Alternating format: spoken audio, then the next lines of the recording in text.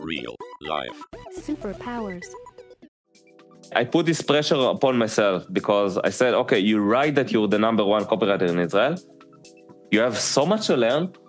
Let's work super hard to make sure this is true. Okay, so it worked like an exterior motivation to push me to avoid public humiliation, basically, which I am very fond of, this kind of motivation. And secondly, I thought myself, okay, what's the practical way to do so? Okay, so what I did was to translate each day 3,500 words of the best sales letter in history, of the best copywriters. And I told myself, okay, you're going to do this for the next 3 years, every day. Doesn't matter if it's a holiday, if it's a weekend, if it's a work day, if you're sick, if you're healthy, if you're abroad, if you're in Israel, doesn't matter. 3,500 words will be translated. That really built my confidence within myself, and I really became an expert very, very quickly at what I do, and I really became the best copywriter in Israel. Welcome to Real Life Superpowers. Noah Eshed and Ronen Menipaz here. In this episode, we speak with Idan Waller. Idan is the founder of the 10 Million Club, one of the most coveted business consulting companies in Israel for SMBs. Through the club, Idan has changed lives, helping 10x the paychecks of thousands of entrepreneurs. He's a die-hard digital entrepreneur, growing up working with the best business minds, marketers, and copywriters in the United States and Israel. He's also a leading local Israeli podcast host. His latest metamorphosis was breaking into tech, where he and his brother founded Bluethrone, a startup that acquires product-market fit consumer apps from indie developers and small studios and then grows them into iconic companies. Let's dive into his journey. Real life. Superpowers.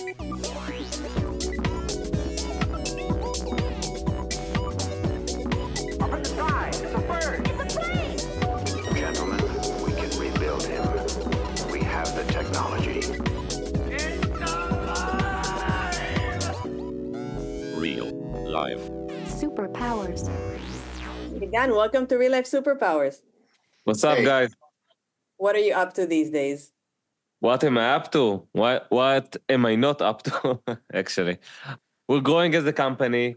We've grew from 40 people to 80 people, so we're a remote-first company as well. So what I'm dealing with right now is the challenge of how to do DNA at scale.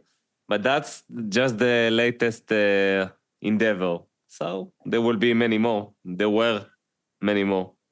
Yeah, by the way, there's so much to unpack because when you say we, you're talking about you and your brother, which is fairly unique. And that's something that we will probably want to touch. But let's take a step back for a second. We'd love to discuss your journey. Let's start from the beginning. What type of house did you grow up in? Because before you were an entrepreneur, and you still are, in many ways, a coach and a very ambitious one. You help people set goals at a very high standard and then achieve them. Take us there. Cool.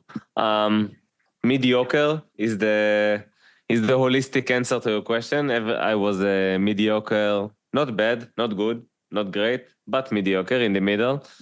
In every important aspect of a child or a kid or a teenager, which is school, sports, girls, women afterwards. So that was my experience. I was mediocre at everything. What's bad at being mediocre at everything? That's bad. That you're good at nothing. But you're not bad at anything. I think it's a lot more important and satisfying to be better at one specific thing and be bad at everything else than to be in the middle of everything else. Okay, so what motivated you to become better at one thing? What's your chip on your shoulder then? That as an introvert person, people might not see me today and think, oh, he's introverted. But introverted people learn to look, to observe really well. Extroverted people, and if you have a growth mindset, you can also apply to yourself some of these behaviors. So you can talk from a stage and do podcasts and be in the public eye in some sense.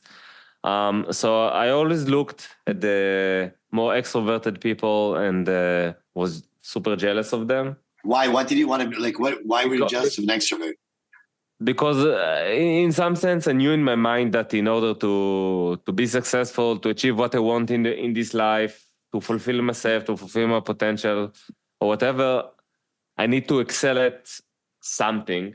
I don't care what. I wasn't too picky about it. Just something. If it was naturally sports, then I would gladly have it and become a footballer. But nope. Too bad knees don't make you a professional footballer, I guess.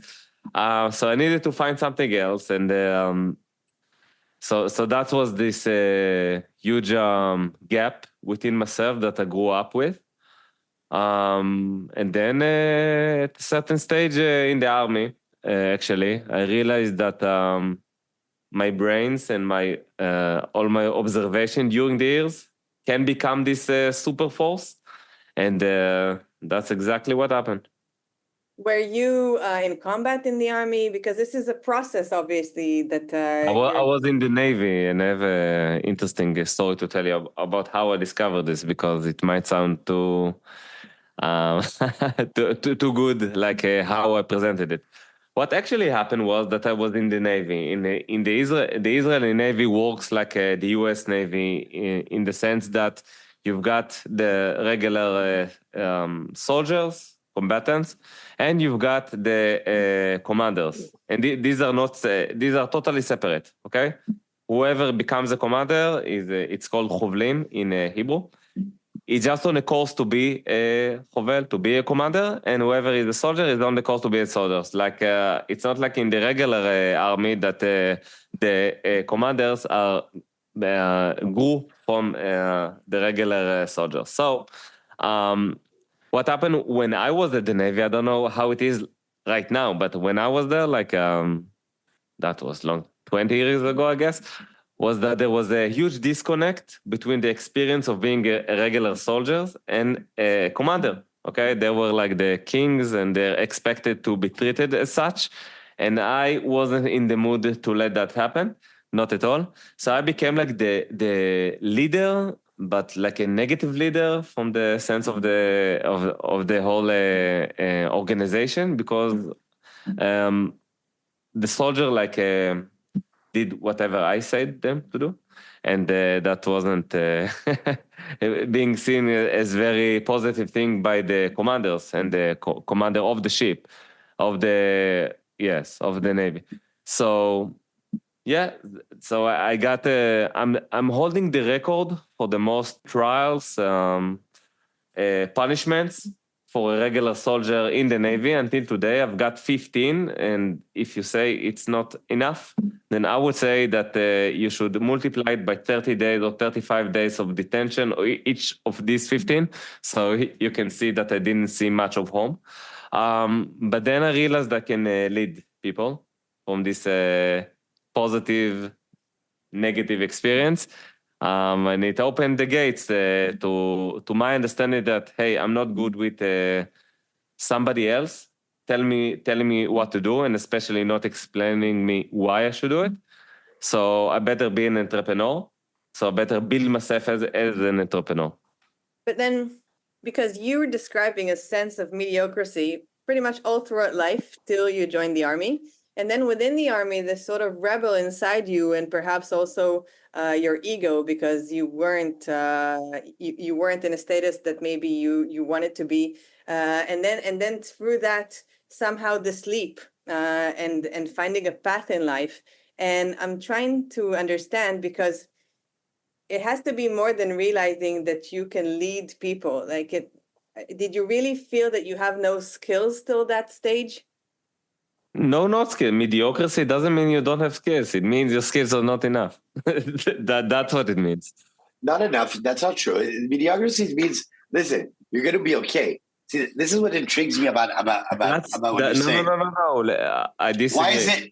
That's your experience. Okay. For me, it's a fucking disaster. For me, it's a death to be like everyone. Oh, okay. So let's talk about that. By the way, for me, I was awful at a lot of things. Most things I was actually really bad at when I was in school. So in my opinion, I'll say this: I understand why I had a chip on my shoulder. That was a disaster. I couldn't take it. Why was that? Why is being let's call it normal. I don't know for mediocrity. I think, why is normal so scary for you? Because you're not special at anything. In this life, in order to excel, in order to achieve what you want, you have to be really good at at least one specific thing. Really good, excel at, right? Like a 9 out of 10, let's say, maybe even 10 out of 10. You'll see these statistics everywhere. We know that 90% of businesses fail within the first 5 years, right? We all heard that. And if some of our listeners will look at their investment portfolio, they will find out that the same applies there if they invest in specific stocks or crypto or whatever. Okay, this is like the rule of the universe. So you have to excel. You have to find something, at least one thing that you're really good at, or develop yourself to be really good at. I'm sure by observing you, yes, I'm sure you were awful at a lot of things, but you were also very good at maybe sales, charisma, selling your ideas. That's the sense I'm getting from observing you. Fair enough, thank you. But I'll tell you this on that sense. So that exhibition is this. So I'll tell you for me, and this is a great way to ask you a question. For me, being awful was the greatest present I could get. Why? I don't think I would be successful if I wasn't awful. Okay, because I struggled, and everybody said, that I'm stupid. It motivated me to become very, very smart. Now, usually those awful things are the present because there's a price to pay. So let's talk about you for a second. I'm bridging it to you.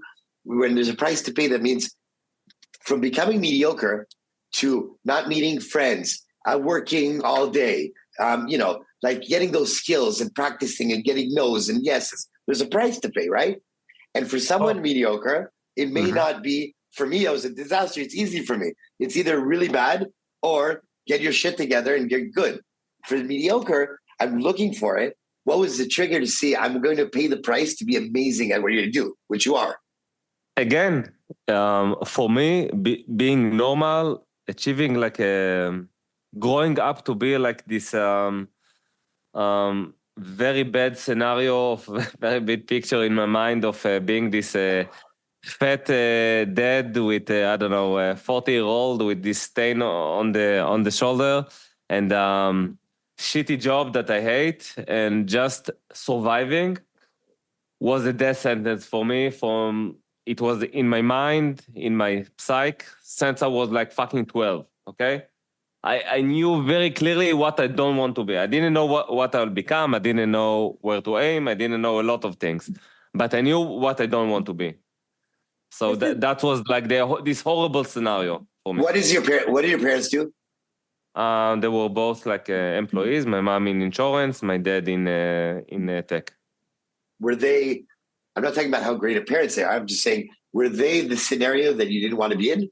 No, not at all. Not at all. Not at all. My dad really loved what he did. He developed the Israeli satellite program in the Technion. My mom was a very good mom. They always let me do what I wanted. They always let me fulfill my dream, chasing after my dreams, even though I fucked up many, many times. So not at all. It wasn't. They believed in you. In a way, motivation not to be like my mom or my dad. Not at all. Wait, okay. It was something internal. I don't know the source of it. I can't explain where it comes from. It just was all in my psyche. You are normal, you are mediocre, you are in the middle of everything. You are not at the top 1% or top 10% of zero scales, okay? That's not good. Let's become fucking good. That's what I grew up with. Tell me if you can relate to this, because I understand what Ronen is saying about being horrible at stuff. And then I can also understand that feeling that there's got to be more to life and that you can be something great. I remember I felt that way, for example, doing a law internship in one of the largest firms in Israel. And I think looking around, a lot of people felt that that status and being a part of something big and, being able to say, I'm a lawyer at, I felt like around me, for some people, that was fulfilling. And I also see it like in the United States, it's even more hardcore. People are like working all day till endless hours in some firm of consulting, or in an accounting firm, or as a lawyer, and they get like all these fat paychecks, and it seems like that to them that is a good life. And I remember also once I heard a podcast, and Peter Thiel, I think it was talking about how lucky he was that he was a lawyer, and he was lucky to hate it enough. And he was describing walking down the corridor with that box the day that he quit, and having some people look at him in that jealous look, and realizing the luck of hating what he's doing. And I'm wondering if you can relate to that in the sense of maybe it's not entirely mediocrity. Maybe it's just like something being average, even if it's an excellent average by some of society's metrics, versus that feeling or voice inside of you that just knows there's something greater out there for you. I think firstly, I can relate. I think secondly, it's we're kind of bridging into the world of being an entrepreneur, right? Creating your own fucking world. That's what being an entrepreneur is, right? And you don't work for no one, and you get to create your own world. Now, how successful you are, how big is this world that you can create financially, team-wise, impact-wise? That's another case. That's a good point, because I remember I used to work in some shitty jobs. Like when I was 16, I worked at McDonald's, and when they told me to smile while I was cleaning the tables, I'm like, okay, bye, I'm not here. And other shitty jobs like that. So I thought to myself, okay, I'm not really good at getting like instructions for other people, not really good at having other people deciding what I should do. And that's like, even with my first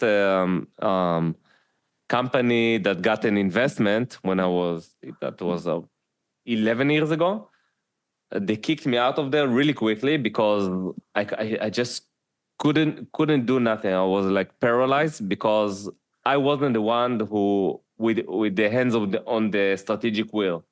Like I had my own ideas for what the company should do. They decided differently, and from that very second, that was the end for me there. But you don't. That sounds like something else. It sounds like you believe in yourself. You always believed in yourself that you're more than that. Not that you were mediocre. You were mediocre in the way people perceived you, but not how you perceived yourself. That's a very good observation. Yeah, so that's the thing. You're misplaced. So that's sort of like what I was saying. When I think I'm very smart. When they said I was stupid, I didn't feel stupid. I didn't feel like I wasn't different, think different, creative. So you're misplaced. Yeah. It's a different frustration. That's the chick. That's how you define it. I define it as being mediocre with a horrible feeling that this gives me, but this doesn't make your observation untrue. We're excited to be collaborating with the Israeli website CTech, owned by Kalkalist, Israel's leading business newspaper. CTech is the gateway of the Israeli high-tech to the tech world and vice versa. If you're not already a regular reader, we strongly recommend that you check out kalkalistech.com, CALCALISTECH.com, to stay up to date on all high-impact stories from the Israeli tech scene. What did you find out, because you were talking about, paving your path towards doubling down on what you're good at and finding that one thing, and that you need at least one thing in life where you're the 9 or 10 out of 10. What did you discover? Well, the only talent I grew up with in life was my writing ability. I always knew how to write really well. My father forced me to read books since I was like 5. So when I was in the army, I already read 1,000 pages English high-level books. So I kind of knew how to write as well. This is at the age of 5? No, when I was in the army, I reached the level of a 1,000 page book. Okay. We built up for it, and I also developed the the ability and the mind to write really well. So I worked in music companies that I wrote like the lyrics for some songs. I had a translation business. I had academic assistance business in which we help students to do their final degree, seminarion in Hebrew, like the thesis. So I always had this talent within me. And when I learned that you can combine this writing ability plus psychology, and then you can become a master salesman from one to many, not one-on-one. I'm not knocking on no one's door. I'm not picking any phone. I'm a master salesman of selling one to many. This is what the internet provided me. That's the biggest blessing I got in my life, the ability to do so and still use the same abilities in what we do today in Bluethrone. That's when things kind of clicked for me. Again, writing plus psychology equals lots of money, sales, growth. I can help myself. Afterwards, I can help many others. That was a very, very good present that I got, that I discovered actually along the way after a lot of pain, suffering, and persistence. Okay, so let's talk about the psychology aspect of it, okay? The writing I get. Now, you said psychology with internet. Okay? Yeah. So let's give an example, like in Bluethrone, where you're helping applications grow, right? Yeah. How does the psychology help you out there? Well, okay, basic thing that every listener can also use. What drives us in life as humans is two motivations, not one. Towards motivation, away motivation. Towards motivation is, hey, I wanna climb that mountain to, I don't know, to watch the view, whatever. Away motivation, which also makes me run even faster to this mountain, to this hill, to conquer it, is shit. Somebody is chasing after me with a gun, okay? So I have to run away. In practical terms, like if I would want to sell, I don't know, like give me something to sell. I'll give you an example. Okay, so are we selling something physical or internet? Whatever you want, anything you want. Okay, fishing rod. Cool. Okay, towards motivation, I want to get that fish. Okay, away motivation, I want to prove to my dad that he said that he's the master of fishing, and I'm shit at fishing. That I can that I can do much better than him. Okay, now I'm going to change the idea. I'm going to say this. Let's say it's a game application on iOS, a new game, like a new Brawl Star game. What would be the away motivation? Away win this reward. The away motivation beat your friends. Gotcha. Okay, now if you operate this kind of feeling meter in your heart, you will actually feel it physically, that the away motivation in most cases is much stronger to drive people forward. So when you use away motivation and towards motivation in your messages, okay, in your messaging, within the app, in the paywalls, in the CTAs, in the call to actions, then you drive many, many more people to do whatever you want. And that's just a small example. So you're actually saying this. You're actually saying the psychology around it is that people don't especially know what they want or want to pay the price of things that they want. But if they have an incentive, it'll be clear why they prioritize what they want. External incentive is bigger than internal incentive. No, towards motivation can also be super external. Like I wanna open a business to be rich. Okay. Idan, I think in many senses, okay. About brain chemistry also, and the triggers that very initially drive us. What I discovered was that away motivation drives 70% of the people. Okay, so it's like twice as strong as towards motivation. So that's something you can use. Now you can look at your landing pages, you can look at your paywalls, you could look at your call to action and ask yourself, am I using towards motivation? Is it all like a goody two shoes, come and get this, blah, blah, blah, you know, very cute. Is my marketing, like, I think the governing question here, is my marketing cute or is my marketing effective? Okay.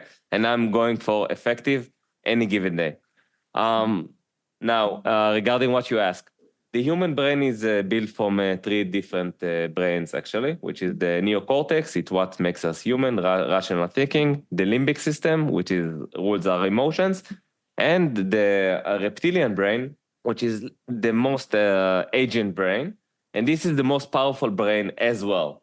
So when you learn to talk about to this reptilian brain with different tools and triggers, then you get more people do whatever you ask them to do online. The most common example is like lots of in my former company, we had the biggest consulting company in Israel for digital based businesses. Okay, so whenever they bought something for me, and many did, they said, okay, but we will buy it anyway, but why do you use these scarcity methods? Why this timer in the page? Why only 6 left? All this bullshit.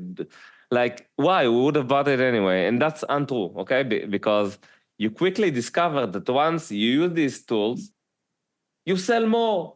More people sign up, more people buy, more people buy the upsells, more people do even, that's in the impact world, do whatever you ask them because there's a deadline, because these are the most powerful triggers we can use on the human brain because we work on the reptilian brain. This is the most ancient brain. And even if you're aware that this is happening to you, you will still do it. Because why you want to? I give you an example. Champions League final, Juventus. I'm a Juventus fan. That's a football team from Italy. We reached the Champions League final in 2015 and 2018. In both times, I tried to purchase a ticket in the tickets that are on the market. Of course, you cannot. So you go to Viagogo. That's a website that sells you tickets for a very high price. Okay. And you're like, oh shit, okay, then let's see what kind of deal I can get here. But then they start to pull all these tricks on you, and I'm a marketer, okay? I created so many campaigns that use the exact same tools. I'm seeing it in front of my eyes, but I still went ahead and purchased these tickets for 5,000 euro each. Why? Because I wanted it and because it works. Even if you're aware of it, it still works. Yeah, it's all about understanding the human needs and tapping into them. But because it's true. You know what I mean? Like, at the end of the day, you're a real fan of Juventus. So it is true. Even it's not a... See, the thing is, the semantics of it, saying trick, is a funny word because it's actually when you say cute, I'm saying, when you say affected, I'm just saying you're talking to something that's true. You know what I mean? Like, if someone buys something because they're scared, it's true that they're scared. You know what I mean? So you're working on something that's... Yes, but at the same time, you also realize that it's not 100% true, okay? There are probably the gauge. many more tickets than they show you, okay? I understand. There's not really 1,000 people on the page that fit and purchasing this ticket with. It's the difference between true and ethical, right? It's true that they don't have many tickets, but it's not ethical to say how many. I get it. I think it's the art of evoking emotion and driving people to take action that you want them to take.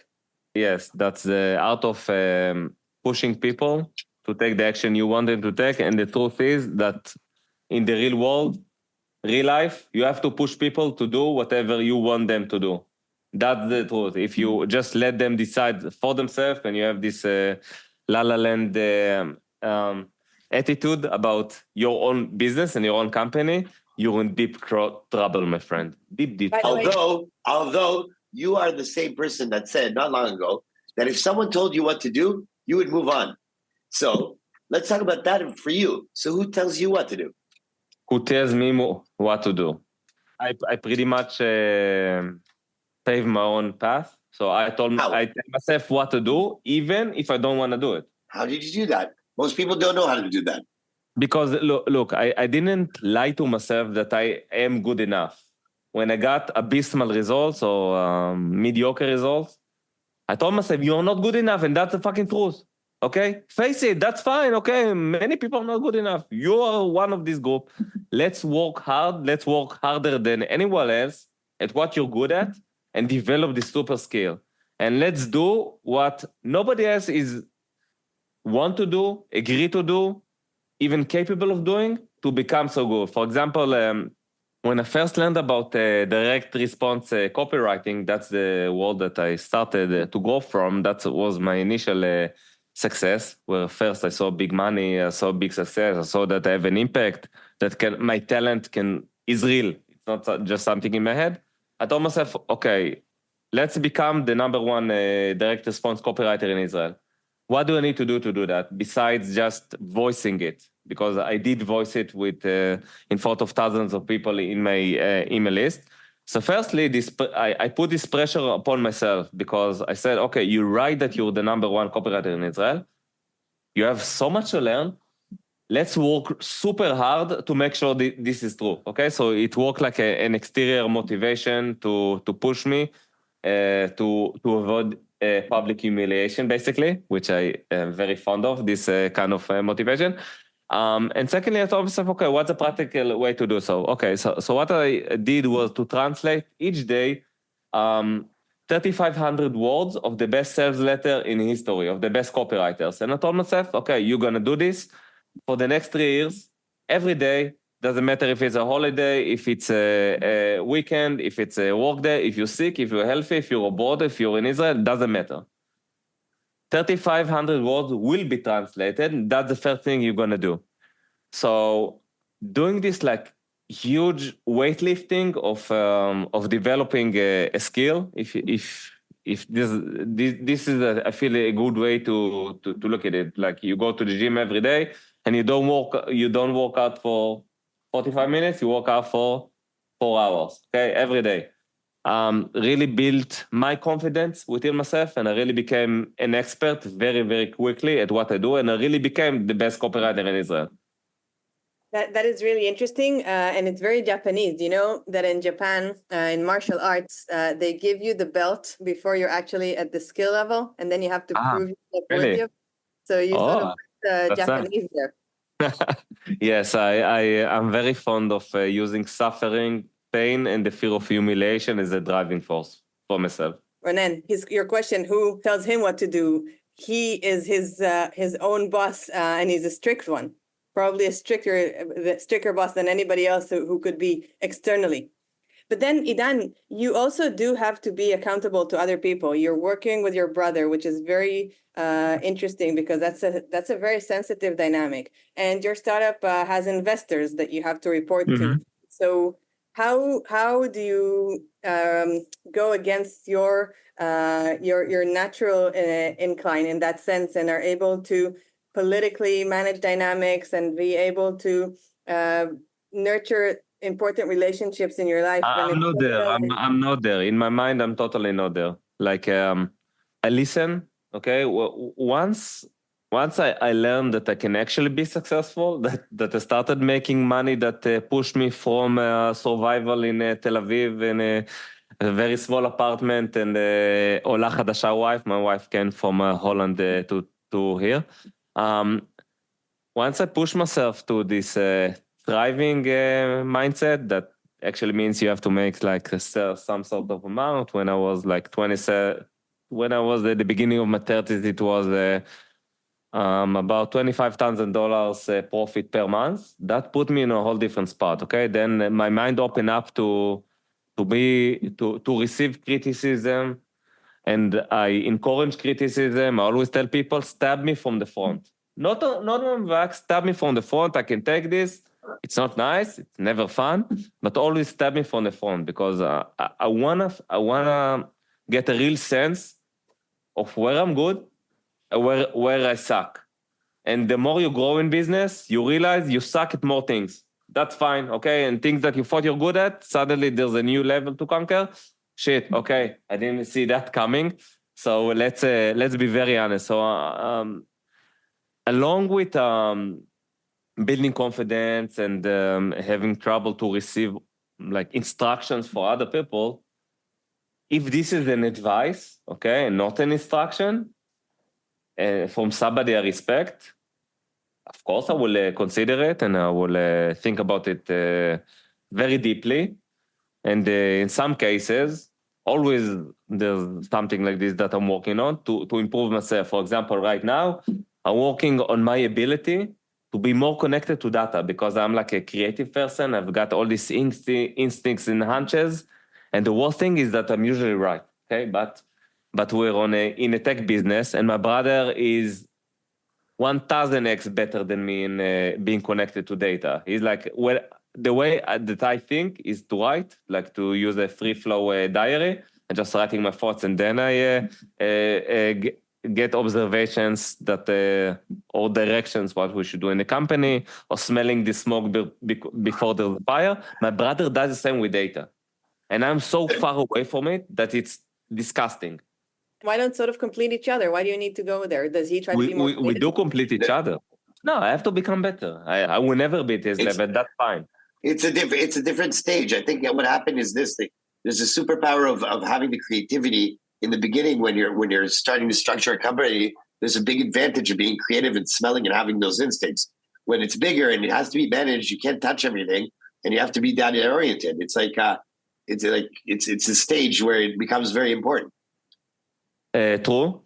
So the way for me that like recognizing what you suck at, what you're not naturally good at, is a really good starting point to improve. So for example, I know that I suck at data. I know that I will never log into Metabase to find new data and to like do whatever my brother does.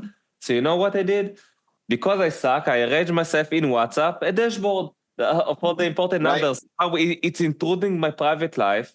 I don't have a huge fan of opening these messages and look at the data, but I still do it every day because I want to tick all the messages, like, you know. Right. Yeah. But and then my mind is exposed to the data, and then I can synthesize everything with my creativity, with the data that I got, and now push the company to grow faster and recognize problems faster and everything. Yeah, I think there's a new terminology from this conversation. I'm going to call it hug the suck. So it's half a Hebrew lesson here. Oh, exactly. Hugging the suck. Oh, hugging the suck. Okay, yeah. Okay. Yeah, I think Idan has a high discipline and the ability to hug the suck, and even sort of drawn to it because of the opportunity that lies behind the suck. Guys, to grow, you must suffer. Okay, that's the honest truth. Come on, let's not beat around the bush. Right. Oh, you must suffer. Right. Even the cliche when you're in you're exercising, when it hurts, it's when you're growing. Yes, you break down the muscle, and then when you sleep, the muscle builds as a stronger muscle. Yes, to grow, you must suffer. That's it. So I became an expert at suffering, and I'm thriving when I suffer. I really like to suffer when it's, of course, leading me to a result that I'm looking to achieve.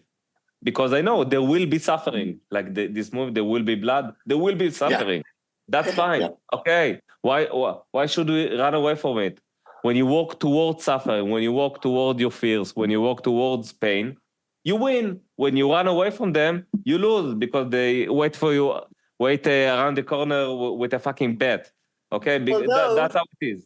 Although in your copy art, then you would be writing how to, at least the subtext would be how you're going to help them avoid the suffer. And in your mentality, you will go to. It depends. When we had the company here in Israel, the consulting company, I was always very, very direct with my followers and the different entrepreneurs that learned from my ways. I always tell them, to grow, you must suffer. This is painful. Aggressive growth is not for everyone, really not. And I'm not just saying this to create a motivation for you to join because you can't have it. This is real, okay? If you connect to me, then you will discover. But when I sell in apps and stuff like that, of course, I will use whatever tools I've got to sell. Different dimensions here, because I'm certain that when you work with people, because you're direct, and I'm sure you're direct and honest. But I guess tough love is the only love. That's true. Almost everybody love these senses besides my wife. Well, that's fair. That's fair enough. Speaking of family, how did you end up working with your brother? Was he also always mediocre until he wasn't? Not at all. My brother is the model of a good boy. Okay. Older brother or younger? Younger, but he's older mentally. I'm younger. So anyway, he was always the successful kid in the family. I'm like the black sheep. So he always had good grades. If I was mediocre at everything, he was good at everything. Not exceptional, but good at everything, okay? So he went to work in El Al, which is the national aviation company of Israel, and he worked there for many, many years abroad. And then he wanted to move to another position, and he got the job, so he went to Thailand. His wife began to learn architecture there in the best university, so they kind of settled in. So they brought him to do a course in Israel to start his position. Then he got fired immediately because there was something, we still don't know what happened. Something that doesn't smell right in there, let's just say like this. So he was kind of broken. He didn't know anything else. He was working, again, for an employer, being an employee for all of his life. But then I'm like, told him, Alon, come, let's go to the beach. And we sat on the beach in La La Land, which is kind of funny. It's a nice place in Gordon Beach in Tel Aviv. And I gave him a notebook and I told him, write the date of today. So we wrote the date of the day. So we flipped the page, write the date of next year. So we calculated how much money he would have made in the first year in this work. And I told him, okay, let's double it together this year. And I promise you, this is the best day you had in your life. You think currently this is the worst day, but this is your best fucking day, and I can guarantee it. Let's write it on the page. We still have this notebook. It's not a bullshit story. It's real. And then I knew at the time there was a big opportunity in doing Amazon FBA, fulfillment by Amazon. It really worked. It was the beginning. It wasn't saturated back then. So I gave him my money. I invested in him. Invested my time as well, my guidance, my connections and everything. And I thought to myself, okay, I'm fine with losing this money. Maybe there's a slight chance he will become an entrepreneur and this will work. If it's not, that's fine. I've got the resources and I try to help my brother and failed. That's okay. He will find a job. That's fine. Little did I know this will be the best investment I ever did in my life. This initial $10,000. And he became a really good entrepreneur and a different entrepreneur than I am. Again, he's more data driven, he's more day-to-day driven, he's more practical driven. I'm more like strategic, big picture, creativity, break the pattern, break the box once there is a box. So it worked really well, and we grew up together as partners since 2016. And how did you know what to even guide him? Was this instinct? This is something that I've done for many, many years, even before, because after my success in campaigns, in running really big campaigns as an affiliate, and then a super affiliate, and then a product launch manager of the whole operation, which could, I think at our peak, there would be over 1,000 promoters, affiliates for every product or product launch that we did together. So I ran some of these projects from 0 to 100. People ask, a lot of people, entrepreneurs, internet marketers, PPC people, agencies, they ask me, how do you achieve these results? Like, how could that happen? Teach us. So I just taught them. I did my copywriting course. It's called the Armor Piercing Copywriting. And then we opened the consulting company. So I worked with many, many entrepreneurs. When you say we opened the consulting company? I had a student in my copywriting course. His name still is Mano. And he learned from me the art of copy. And he was like a business coach. And he told me, Dan, look, you don't give enough value, or you can give much more value. Why do you teach them only how to market things when you have so much experience in how to build a product line, how to build the whole funnel, how to connect all this internet crap to actual business strategy that allows you to grow, okay? Because each soul, each entrepreneur, each each business person is actually a human being, okay? And different things, different marketed channels fit different human beings. Somebody will be really good at podcasting. Somebody will be really good at reels or shorts or whatever. Somebody will be a great writer and you just need to write an email list, and then that's the key to fortune. Okay, that's the key to success. By observing so many people and helping them, and in the first years before I got too tired of it, like I used to really be happy because I knew how to shift my mind to make their problems my problems. So, for example, if somebody joined one of our coaching programs, and I saw they're not on the right course to achieve the goal, I'm like, okay, I invited them to a meeting. So I really dug into their soul and find out why. Okay, because there's always a why. Because the marketing channel is not good enough, because they don't even feel confident enough with what they actually do. They say they're an expert at X, but they don't feel so at the depth of their souls. So the marketing sucks. The message doesn't go through because they're not confident enough, and people read this very, very quickly, by the way. So, for example, for a person like this, part of the coaching program was devote 2 hours in a day to hone down your abilities, to really learn about what you say you're an expert at. So we also had this, but for the other hand, we had experts that weren't confident enough. They were super experts, but the marketing sucked because they said, oh, no, people would discover me naturally. That's how it works. And I'm like, no. You have to become really good at marketing. The package has to be real good, and the product has to be really good for you to go on a consistent basis. Okay, not to be one trick pony or never hit something. So there's a lot of different psychology, a lot of different people, a lot of different types of entrepreneurs that I got to learn. And when we scaled the coaching program, what happened was that suddenly there was a need, because I don't touch everyone anymore. I don't connect with everyone. I don't know everyone in a deep personal manner. I had to systemize my knowledge.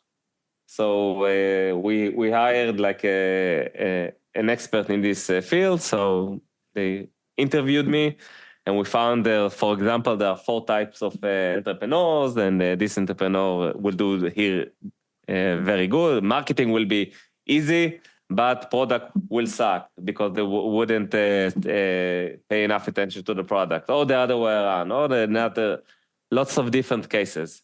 So when you push people, when you push entrepreneurs to succeed, you have to mind the entrepreneur, of course, the soul, the person, the unique soul that you have in front of you, right? And then, only then, when you take this into account, it's not only business strategy. You have to paint the business strategy and the marketing channels and the messaging and everything else around the persona, around the soul that stands in front of you. So when you ask me about my brother, I had so much experience back then. So, and you can really know, right? You can know very quickly. It's like when you hire an employee, after 2 weeks, you know if it's a bust or it's a star. Okay, that between us. Okay, that's how it is. So same here. I gave him my instructions. I saw that he applies them very quickly, that he comes up with his own shit as well, that he doesn't come to me for every little thing that doesn't go well, that doesn't work. And I'm like, okay, I might have a star here. What's my time? What's my invested? It's my brother. Like, this is the greatest gift that business gave me, because my relationship with my brother wasn't close before this incident, not at all.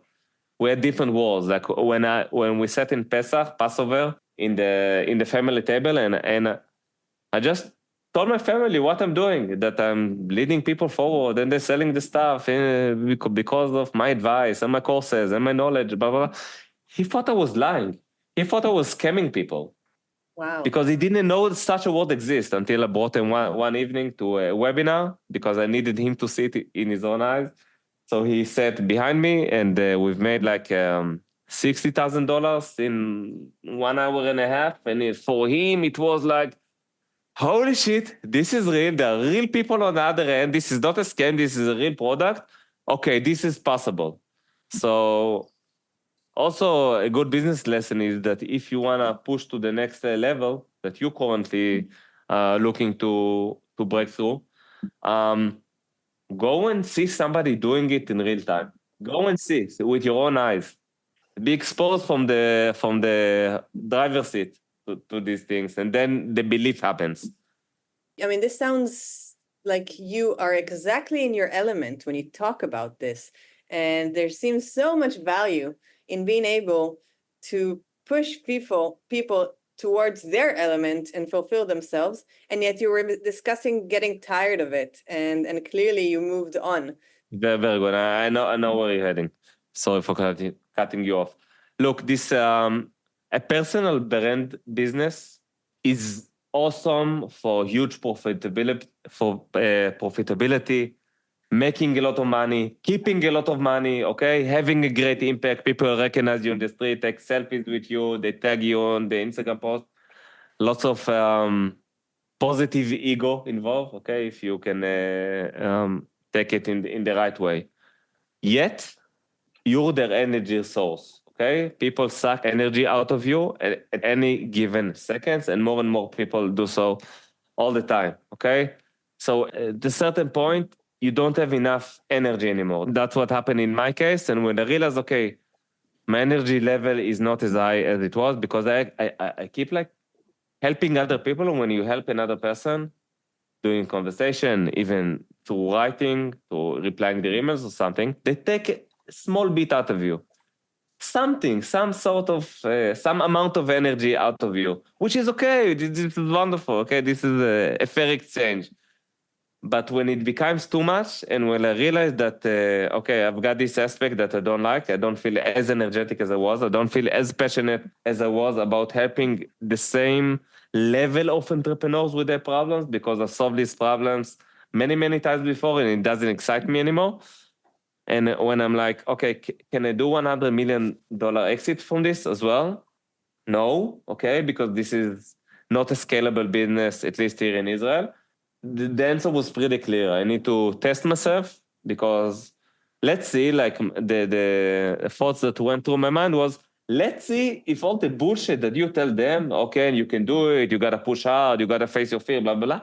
Let's see you now, after you gain success, now that you have lots to lose, you have millions of profit in a year to lose, okay? Let's cut it off, because in order for something big to grow, you need to cut it off. You cannot continue because nothing will grow. That's the curse of entrepreneurship, the curse of focus, okay? That you have to do one thing, one business really well if you want to really be successful in it. Otherwise, it's all mediocre, and I hate to be mediocre. So let's see you're 37, you gained the most success you can in Israel, okay? You won, fine, you won. That's it. That's everything you can achieve in this life. You loser. That's how I talk to myself. you loser. That's it. You become a local mentor in Israel for businesses. Fuck that. No. Let's try more. You can always return if you fail in the big wide world, if you fail with your tech business, if you fail to play in the Champions League of business, you can always go back to the local league and be a star. That's fine. Let's try. Let's cut this cord. Let's start from being a white belt again in tech, and let's see how you handle this.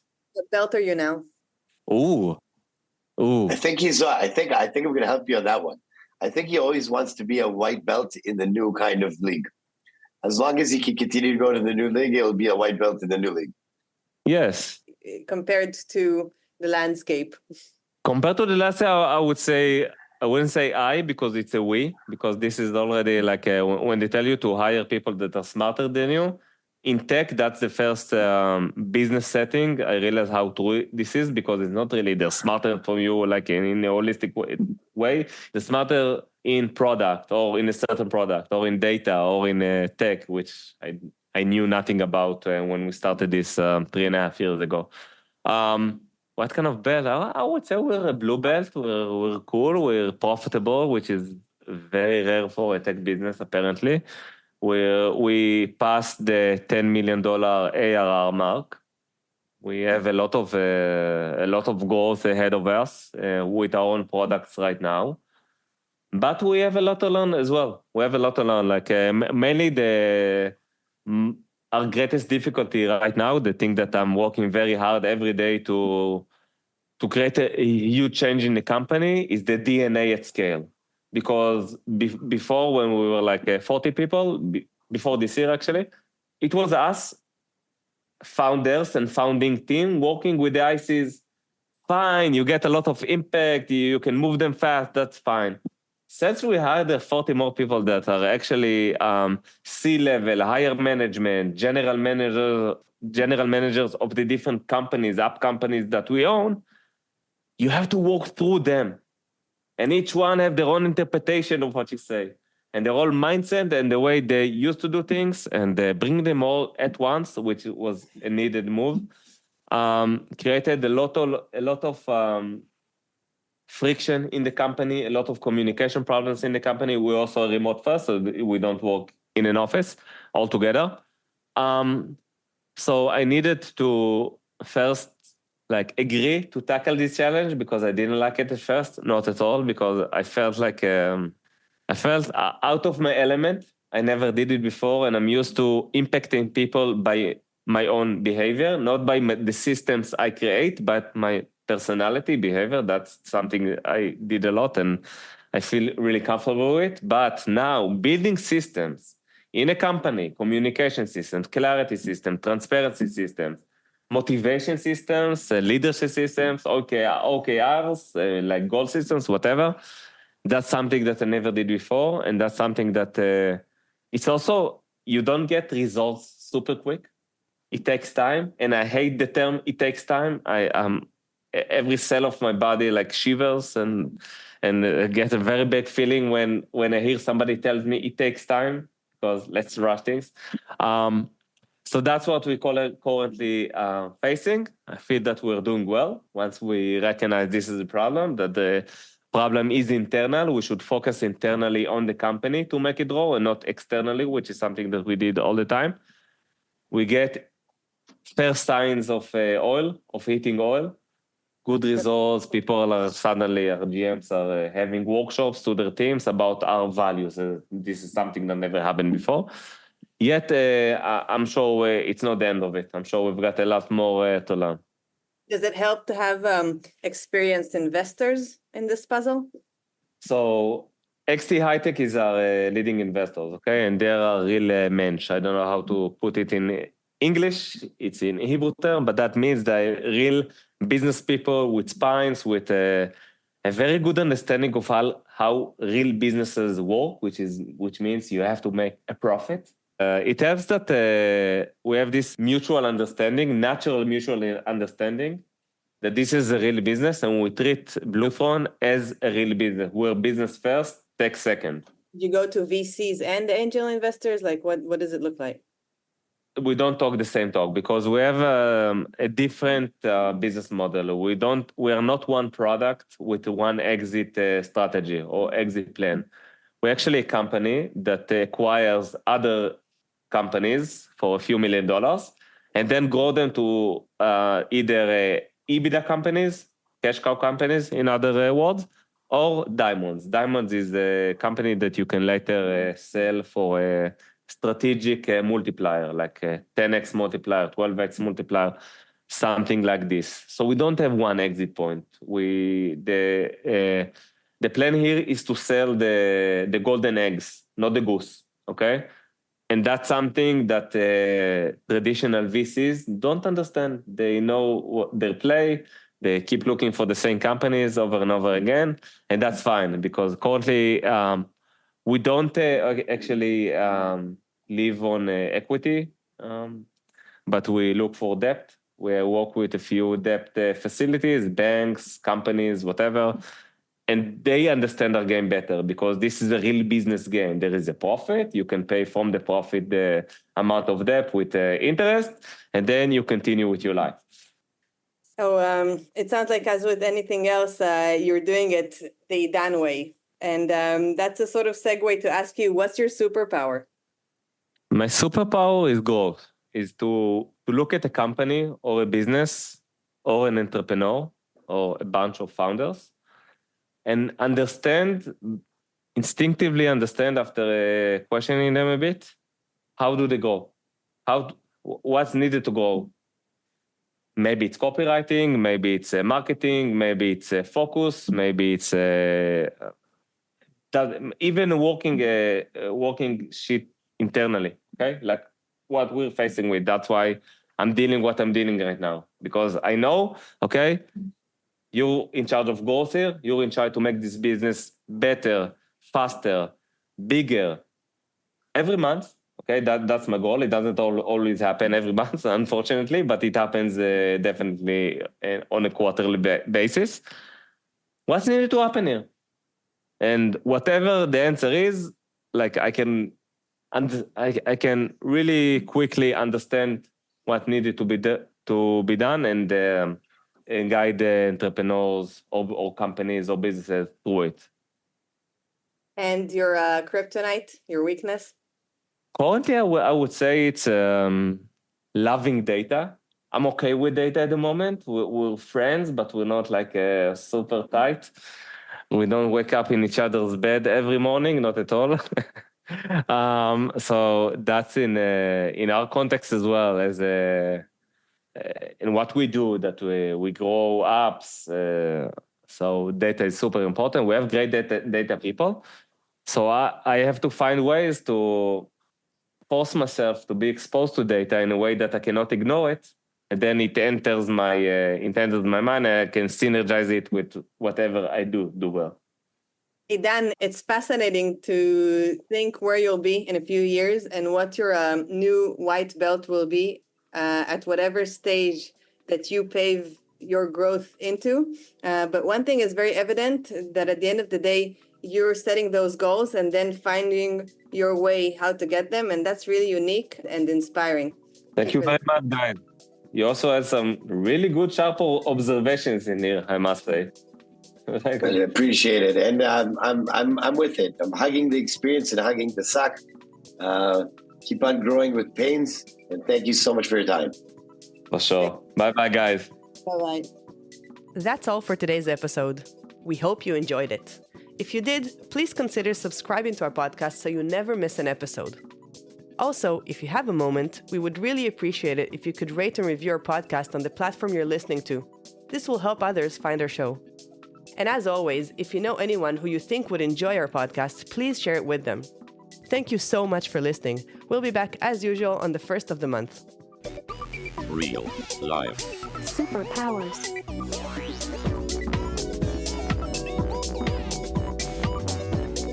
Up in the sky, it's a bird. It's a plane. Gentlemen, we can rebuild him.